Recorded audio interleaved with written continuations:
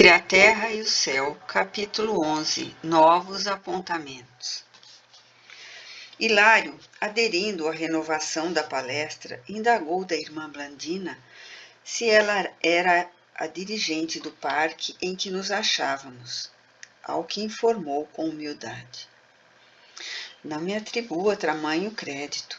Tenho tarefas variadas aqui e alhures. Entretanto, sou mera servidora. O nosso educandário guarda mais de 2.000 crianças, mas, sob os meus cuidados, permanecem apenas 12. Somos um grande conjunto de lares, nos quais muitas almas femininas se reajustam para a venerável missão da maternidade. E conosco, multidões de meninos encontram abrigo para o desenvolvimento que lhes é necessário, salientando-se que quase todos os destinam ao retorno à terra, para a reintegração no aprendizado que lhes compete. E a direção central? Inquiriu meu colega esmiuçador. Não reside aqui. O parque é uma das várias dependências de vasto estabelecimento de assistência e educação, do qual somos hoje tutelados. No fundo, nossa casa é uma larga escola dotada de todos os recursos indispensáveis ao nosso aproveitamento. Os melhores processos de habilitação espiritual funcionam conosco, em benefício dos que vão renascer na carne e dos que se dirigirão mais tarde às esferas superiores. Mas possuem aqui até mesmo os cursos primários de alfabetização? Como não? Falou nossa jovem amiga. Precisamos movimentar todas as medidas de despertamento espiritual ao nosso alcance. A cultura intelectual pode não ser condição básica de nossa felicidade. No entanto, é imperativo de engrandecimento de nossa alma. Quem não sabe ler, não sabe ver como deve. E sorrindo acrescentou: a evolução, a competência, o aprimoramento e a sublimação resultam do trabalho incessante. Quanto mais se nos avulta o conhecimento, mais nos sentimos distanciados do repouso. A inércia opera a coagulação de nossas forças mentais nos planos mais baixos da vida. O serviço é a nossa bênção. Nesse interim, com referências tão sublimes ao trabalho, voltamo-nos instintivamente para a devotada Mariana, que se mantinha silenciosa ao nosso lado. Estaria ela ligada aos compromissos de proteção à infância? A pergunta de Hilário desfechou com delicadeza fraternal, respondeu polidamente. Quanto a mim, coopero com minha neta nos serviços que lhe foram conferidos aqui.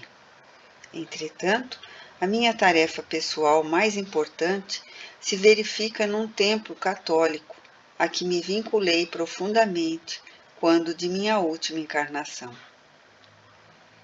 Aquela afirmativa excitava-nos a curiosidade.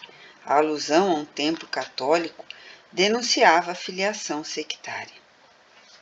Marina efetivamente emudecera, enquanto Blandina se confiara a precioso extravasamento de suas elevadas emoções. Estariam ali espiritualmente divorciadas uma da outra? A venerável irmã, que mostrava o halo de simpatia das mulheres admiráveis quando alcançam a madureza, sorriu benevolente e acentuou: não estranhe. Partilho com Blandina o estudo das leis divinas para renovar-me em espírito, com vistas ao grande futuro. Mas o maior amor que ainda trago por velhos companheiros de luta humana constrange-me a larga demora em serviço de cooperação na antiga casa de fé religiosa a que me afeiçoei.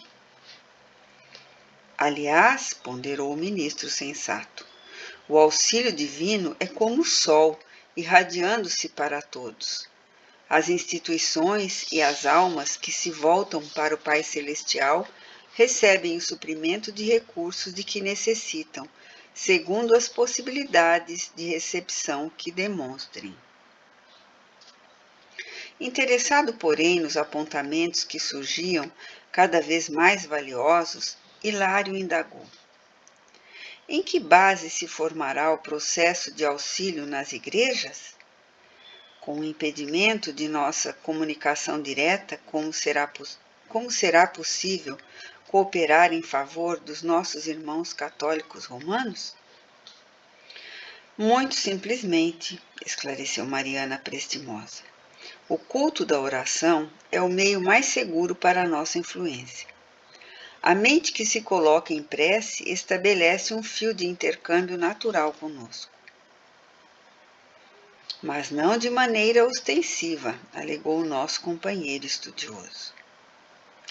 Pelo pensamento, explicou a interlocutora respeitável, a instituição beneficia em toda parte, e quanto mais alto é o teor de qualidades nobres na criatura, mais ampla é a zona lúcida de que se serve para registrar o socorro espiritual. O culto público, indiscutivelmente, qual vem sendo levado a efeito nos tempos modernos, não favorece o contato das forças superiores com a mente popular. Os interesses rasteiros conduzidos à Igreja constituem sólido entrave contra o auxílio celeste. E a preocupação de riqueza e pompa, quase sempre mantida pelo sacerdócio nos ofícios, inutiliza por vezes os nossos melhores esforços, porque enquanto a atenção da alma se prende a exterioridades, as forças contrárias ao bem e à luz encontram facilidades positivas para a cultura do fanatismo e da discórdia. Ainda assim, superando tais obstáculos, é sempre possível algo fazer em benefício do próximo. Durante a missa, por exemplo, prosseguiu Hilário, observador, é viável o seu trabalho de cooperação? Mariana fixou uma expressão facial de bom humor e aduziu. Somos grandes falanges de aprendizes da fraternidade em ação. Por mais desagradáveis se nos mostrem os quadros de luta, a nossa obrigação é servir. Fim da ligeira pausa, continuou. Quando a missa obedece à pura convenção social, funcionando como exibição de vaidade ou poder, a nossa colaboração resulta invariavelmente nula. E sorrindo, que teríamos a fazer num ato bajulatório em que os devotos da fortuna material ou da perversidade incensam a desregrada conduta de pessoas inescrupulosas? Há missas solenes de consagração a políticos astuciosos e a magnatas do outro que, em verdade, são reais sacrilégios em nome do Cristo. Por outro lado, há missas de almas que constituem escárnio à dor dos que foram recolhidos pela morte, quais as que são mandadas celebrar por parentes ambiciosos que, por vezes, até mesmo se alegram com a ausência do morto, ávidos que se mostram de lhe espilharem os despojos na corrida a testamentos e cartórios. Essas missas, fortemente adubadas a dinheiro, estão para eles tão frias como os túmulos em que se lhes asilou a carne desfigurada. Mas, se o ato religioso é simples, partindo por mentes e corações sinceros, inclinados à caridade evangélica e centralizados na luz da oração, com os melhores sentimentos que possuem, o culto se reveste de grande valor pelas vibrações de paz e carinho que arremessa na direção daquele a quem é endereçado. Frequentemente, as missas humildes, realizadas aos primeiros cânticos da manhã, são as mais favoráveis ao nosso concurso. podemos, com mais segurança, articular as possibilidades ao nosso alcance e ambientá-las em benefício daqueles que esperam de nós o amparo necessário. Hilário pensou alguns instantes, valendo-se do intervalo que surgira na conversação, e obtemperou. Possuímos nas igrejas a questão do patrocínio. Imaginemos que determinado templo foi erguido à memória de Gerardo Magela. Isso expressa uma obrigação para o grande místico europeu? Certamente não se trata de uma obrigação escravizante, mas de um serviço que lhe honra o nome e que merecerá dele certo reconhecimento mesclado de responsabilidade. Devemos reconhecer, contudo, que o trabalho do bem, qualquer que ele seja, permanece ligado a Jesus. No entanto, se algum servo do Senhor está ligado à obra por fazer, tanto quanto lhe seja possível, desdobrar-se-á para enriquecê-las de bênçãos. Mas, e na hipótese de algum santuário surgir dedicado a suposto herói da virtude? Figuremos alguém da terra sendo conduzido ao altar por imposição da autoridade humana, sem mérito bastante à frente do Senhor. Os crentes encarnados atribuir-lhe-iam poder de que não conseguiria dispor. Em que situação estaria o templo que lhe foi consagrado? Mariana registrou a pergunta cortesmente e explicou. Numa contingência dessas, mensageiros de Jesus responsabilizar-se-iam pela instituição, distribuindo aí os benefícios adequados aos merecimentos e necessidades de cada um. E o tipo de assistência? É de renovação espiritual ou é de mero socorro aos clientes encarnados? Ah, comentou Mariana sincera, o trabalho é complexo e divide-se em múltiplos setores. Não está limitado à esfera da experiência física. Inumeráveis são as almas que, desligadas do corpo, recorrem aos altares implorando esclarecimento. Outras, depois da morte, confiam-se a desequilibradas emoções, invocando a proteção dos espíritos santificados. É preciso corrigir aqui e ajudar além. Agora devemos injetar um pensamento reconstrutivo nessa ou naquela mente extraviada. Depois é imprescindível harmonizar circunstâncias em favor desse ou daquele necessitado. A maioria das pessoas aceita a religião, mas não se preocupa em praticá-la. Daí nasce o terrível aumento das aflições e dos enigmas.